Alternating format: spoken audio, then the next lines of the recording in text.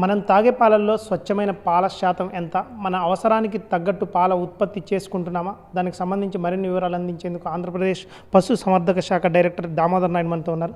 Sir చెప్పండి sir, మన ఆంధ్రప్రదేశ్లో చూసుకుంటే ఇటు పశువులు కానీ అంటే ఆవులు కానీ గేదెలు కానీ మొత్తం ఎన్ని ఉన్నాయి?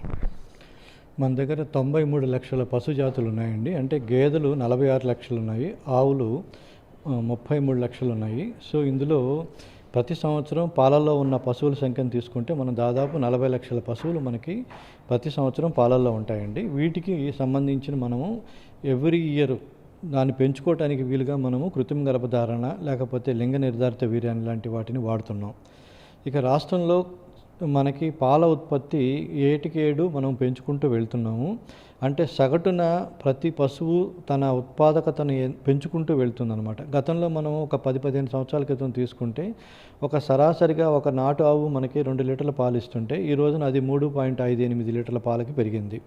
అదేవిధంగా ఒక నాటు గేదె మనకి గతంలో మనకి 4 లీటర్ల పాలు ఇస్తుంటే ఈ రోజున ముర్రా జాతి గేదెల్ని మనం అప్గ్రేడ్ చేసుకోవటం వల్ల సుమారుగా ప్రతిరోజు ప్రతి పశువు కూడా గేదెలు అయితే 8 లీటర్ల పాలు దాకా ఇస్తున్నాయి. అదేవిధంగా సంకర జాతి పశువులు అయ్యేటప్పటికి 12 నుంచి 16 లీటర్ల సగటున పాల ఉత్పత్తిని మనం సాధించగలుగుతున్నాం. అంటే పశువు యొక్క ఉత్పాదకతను మనం పెంచుకోగలుగుతున్నాం. ఈ విధంగా మనము ఉత్పాదకను పెంచుకోవటం వల్ల మన రాష్ట్రానికి సరిపడా పాలను మనం తయారు చేసుకోగలుగుతున్నాం. ఇతర రాష్ట్రాలు ముఖ్యంగా తెలంగాణ ప్రాంతానికి ఖమ్మం బార్డర్లో కానీ అదేవిధంగా మనకి కర్ణాటక బార్డర్లో బెంగళూరు వైపు మనకున్న హిందూపూరు కాన్స్టిట్యున్సీ లేదు కర్నూలు వైపు ఉన్న కొన్ని మండలాలు ఇక్కడ మనకి అటు ఇటుగా అంటే వాళ్ళు ఎవరికైతే పాలు విక్రయిస్తున్నారో వాళ్ళ ఏజెన్సీస్ వాళ్ళు ఎక్కడైతే వాళ్ళకి డైరీలు ఉన్నాయో లేకపోతే ప్రాసెసింగ్ యూనిట్స్ ఉన్నాయో అక్కడ కొంత క్రిస్ క్రాస్ జరుగుతుంది. కానీ సగటున మనము మన రాష్ట్రానికి అవసరమైన పాల ఉత్పత్తిని మనం సాధించుకోగలుగుతున్నాం. అంటే మన ఆంధ్రప్రదేశ్ రాష్ట్రానికి మొత్తం ఎన్ని లక్షల లీటర్ల పాలు అవసరం ఉంది? మన రాష్ట్రం నుంచి వేరే రాష్ట్రానికి తెలంగాణకు కానీ మీరు చెప్పినట్టు కర్ణాటక కానీ పాలను ఎగుమతి చేస్తున్నారా? ఎగుమతులు తీసుకుంటే ఇప్పుడు మనం చాలా తక్కువేనండి. మన రాష్ట్రం నుంచి తెలంగాణకి వెళ్ళటం, అదేవిధంగా మన రాష్ట్రం నుంచి కర్ణాటకకి. కానీ నందిని నుంచి మనము కొన్ని ఉత్పత్తులు కూడా మనం తీసుకోవటం జరుగుతుంది. అదేవిధంగా ఇప్పుడు మనకి అంగన్వాడీ సెంటర్స్కి వాళ్ళ ద్వారా మనము టెట్రాప్యాక్ మిల్క్ తీసుకుంటున్నాం. ఎందుకంటే నిల్వ శాతం ఎక్కువగా ఉంటుంది కాబట్టి మన మదనపల్లి ఫ్యాక్టరీలో మనకు ఆ యొక్క సౌకర్యంతో మనం పాలను ఉత్పత్తి చేసుకొని అంగన్వాడీ కేంద్రాలకి వాటికి మనం సరఫరా చేస్తున్నాం. ఇక మన రాష్ట్రంలో మనం దాదాపు 1,58,000 లక్షల మెట్రిక్ టన్నుల పాల ఉత్పత్తిని మనము ప్రతి సంవత్సరం సాధిస్తున్నాము. దీన్ని 25-26 అంచనాకు మనం తీసుకున్నాము. అదే 26-27 తీసుకునేటప్పటికి మనం 168 లక్షల టన్నుల ఉత్పత్తిని సాధించడానికి మనం ప్రణాళికను తయారు చేసుకున్నాం. అంటే అది ప్రతిరోజు చూసుకుంటే ఎన్ని లక్షల లీటర్ల పాలు మన ఆంధ్రప్రదేశ్కి అవసరం ఉంటుంది. అదేవిధంగా ఇటు రోడ్డు మీద కానీ ఎక్కడ పడితే అక్కడ పాలు అమ్ముతున్నారు. ఆ పాలన్నీ కూడా స్వచ్ఛమైన అంటే గేదె నుంచి తీసిన స్వచ్ఛమైన పాలు అనుకోవచ్చా? మన రాష్ట్రంలో దాదాపు 95 నుంచి 1 కోటి లీటర్ల పాలను మనం ప్రతిరోజు తీసుకుంటున్నామండి. ఇందులో మనం దాదాపుగా దూడలు అంటే తల్లి దూడ కోసం ఎంత కేటాయిస్తుంది, అదేవిధంగా పాల యజమానులు ఎవరైతే ఉన్నారో పశుపోషులు ఎవరైతే ఉన్నారో వాళ్ళు సగటున వారి గృహ అవసరాల కోసం వినియోగించుకునే పాలు ఇవి పోను మనకి కమర్షియల్గా టీ స్టాల్స్ అదేవిధంగా స్వీట్ షాప్స్ వీటికి రసగుల్లాలు ఇలాంటివి తయారు చేసుకోవడానికి వీటన్నిటికి కూడా సరఫరా చేస్తూ వెండర్స్ అందరూ కూడా ఆర్గనైజ్డ్ సెక్టర్లోనే మనం దాదాపుగా 45 లక్షల లీటర్ల పాలని ప్రతిరోజు మనం ప్రాసెస్ చేస్తున్నాం.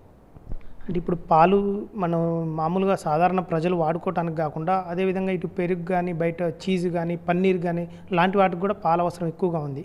అంటే వాటి యొక్క మార్కెట్ బిజినెస్ ఎంత జరుగుతుంది?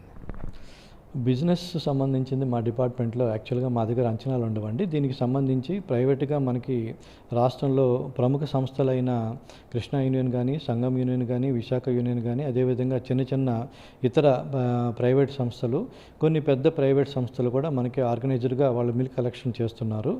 సో బిజినెస్ ఎంత అనేది మేము అంచనా వేయమండి. మేము కేవలం పశుసంవర్ధక శాఖ తరఫున ఉత్పత్తిని మాత్రమే అంచనా వేస్తాం. అంటే మీరు దాదాపు ఎంత చర్యలు తీసుకున్నా కానీ అంటే స్వచ్ఛమైన పాల ఉత్పత్తిని పెంచడం కోసం చాలా చర్యలు తీసుకుంటారు. అయినా కానీ ఇటు యూరియా కలిపిన పాలు కానీ రకరకాల కెమికల్ కలిపిన పాలు మార్కెట్లోకి వస్తూనే ఉన్నాయి. అంటే ఆంధ్రప్రదేశ్ పాలల్లో అగ్రగామిగా ఉంది. అయినా కానీ ఈ నకిలీ పాలు కల్తీ పాలు దాకా చాలామంది చనిపోతున్నారు. దీనిపైన ఎలాంటి చర్యలు ఆమె తీసుకునే అవకాశం? ఒకటండి, యూరియాతోటి పాలను తయారు చేస్తున్న విధానాన్ని మనం చూసాము. కానీ ఆంధ్రప్రదేశ్ రాష్ట్రంలో కల్తీ పాలని మనం దృష్టిలో పెట్టుకున్నప్పుడు మనం దక్షిణ భారతదేశంలో మన రాష్ట్రంలోనే కల్తీ పాలు చాలా తక్కువగా అందుబాటులోకి వస్తున్నాయి. ఇది నేషన్ వైడ్గా తీసుకున్న సర్వేలో మనకు వచ్చిన వివరాలు ఇవి. కాబట్టి కల్తీ పాలతోటి ఆంధ్రప్రదేశ్లో ఎక్కువగా ఇబ్బందులు ఉన్నాయనే విషయం అయితే మేము అంగీకరించము. ఇక కొంతమంది వాళ్ళ స్వార్థం కోసం ఎవరైనా ఇటువంటి పనులు చేస్తుంటే దీనికి సామాజిక బాధ్యత కూడా మనం తీసుకోవాలండి. ఎందుకంటే ఒక బజార్ నుంచి మనం ఎటువంటి పశువులు లేని బజార్ నుంచి పాల క్యాన్లు రోజు వెళ్తున్నాయంటే ఆ బజార్లో నివసించే ప్రజలు కూడా ఇక్కడెక్కడా పశువులు లేవు కదా, మరి రోజు పాల క్యాన్లు ఈ ట్రాక్టర్లో కానీ లేకపోతే ఈ వ్యాన్లో కానీ వెళ్తున్నాయని ఒక చిన్న సామాజిక స్పృహతోటి, అంటే ఎవరో అక్కడ కల్తీ పాలను తయారు చేసి వాటిని క్యాన్లలో నింపి పంపుతున్నారనే కదా. కాబట్టి ఈ సామాజిక స్పృహ ఎప్పుడైతే మనకి ప్రజలకు ఉంటుందో అప్పుడు కల్తీ పాలను నిరోధించడానికి అవకాశం ఉంటుంది. డిపార్ట్మెంట్ తరపున food safety authorities, sanitary inspectors, అదేవిధంగా ఏపీడీడీసీ తరపున వాళ్ళ సిబ్బంది, మా పశుసంవర్ధక శాఖ సిబ్బంది కూడా ఎప్పుడూ కూడా అప్రమత్తంగానే ఉంటాం మేము. కానీ ఇవన్నీ కూడా దొంగచాటుగా జరిగే కార్యక్రమాలు కాబట్టి ప్రజలు కూడా, చుట్టుపక్కల ఉన్న ప్రజలు కూడా అప్రమత్తమై వాళ్ళు హెచ్చరించినప్పుడు వీటిని అరికట్టడానికి ప్రభుత్వం మరింతగా చర్యలు తీసుకోవడానికి అవకాశం ఉంటుంది. కాబట్టి ఈ సందర్భంగా ప్రజలను నేను కోరుకునేది ఏంటంటే, ప్రభుత్వం మీకోసం ఎంత ప్రయత్నం చేసి ఎన్ని రకాలుగా మీకు మంచి నాణ్యమైన జీవితాన్ని ఇవ్వటానికి చర్యలు తీసుకుంటుందో, నాణ్యమైన పాల ఉత్పత్తి కావచ్చు, నాణ్యమైన వస్తువులు మీకు అందుబాటులో తీసుకురావడానికి చర్యలు తీసుకుంటుందో, మీరు కూడా సామాజిక బాధ్యతగా ఎవరైనా సరే మీ చుట్టుపక్కల పశువులు లేకుండా పాల క్యాన్లు అక్కడి నుంచి సరఫరా చేస్తున్నారంటే ఆ ఒక్క విషయాన్ని మీరు ప్రభుత్వం దృష్టికి తీసుకొస్తే తప్పకుండా ప్రభుత్వం చర్యలు తీసుకుంటుంది. ఇటువంటి మోసపూరిత కుట్రలని, అదేవిధంగా స్వార్థం కోసం ఎవరైనా సరే ప్రజల ఆరోగ్యాలతో ఆటలాడుకునే వాళ్ళని ఎవరైనా సరే మనం కట్టడి చేయడానికి, వాళ్ళ మీద మనము చర్యలు తీసుకోవడానికి అవకాశం ఉంటుంది. కాబట్టి ప్రజలు కూడా ఈ విషయంలో సహకరించాలని చెప్పేసి నేను కోరుకుంటున్నాను. అదేవిధంగా ఆంధ్రప్రదేశ్లో పాడి పరిశ్రమను అభివృద్ధి చెందడానికి రైతులకు ఏ విధంగా ప్రోత్సాహం కల్పిస్తున్నారు? ఏ విధంగా సబ్సిడీలో ఏమైనా గేదెలు కానీ ఇటు ఆవులు కానీ ఇచ్చే అవకాశం? పశుసంవర్ధక శాఖ తరపున మేము పశువులకి పాల ఉత్పత్తి తగ్గిపోకుండా ముఖ్యంగా పేద రైతులకి మేము పశువుల దాణాన్ని 50% రాయితీతో ఇస్తున్నామండి. అదేవిధంగా పశుగ్రాసం అందుబాటులో లేనప్పుడు, ముఖ్యంగా వేసవికాలం మొదలైనప్పుడు కానీ లేదా వర్షాకాలం మొదట్లో కానీ పశుగ్రాస విత్తనాలను సరఫరా చేస్తున్నాం. దీని ద్వారా వాళ్ళు పచ్చిగడ్డిని పెంచుకొని వాళ్ళ పశువులకి అందుబాటులోకి తీసుకురావడానికి అవకాశం ఉంది. అదేవిధంగా యాంత్రీకరణ కింద కూడా మేము ఈ రోజున యంత్రాలతోటి వరి గడ్డిని కట్ చేస్తున్నా కూడా ఆ మిగిలిపోయిన గడ్డిని చుట్టలుగా చుట్టి వాటిని మళ్ళీ పశువులకు వినియోగించుకోవడానికి వీలుగా బేలర్స్ని కూడా ఆంధ్రప్రదేశ్ ప్రభుత్వం అటు వ్యవసాయ శాఖ ద్వారా కానివ్వండి లేదా ఇతర శాఖల ద్వారా కానీ అందుబాటులోకి తీసుకొచ్చారు. సో యాంత్రీకరణ కానీ లేకపోతే పశుగ్రాసాలు ఎంజీఎన్ఆర్ఎస్ కింద, అంటే నెక్స్ట్ ఇయర్ నుంచి విబీజీ రామ్జీ పథకం అంటున్నారు, వాటి కింద ఇతోధికంగా పెంచుకోవడానికి 100% రాయితీతోటి కూడా మేము పేద ప్రజలకి, అంటే వాళ్ళు 50 సెంట్ల నుంచి 1 ఎకరం వరకు పశుగ్రాసాన్ని పెంచుకోవడానికి అవకాశం ఉంది.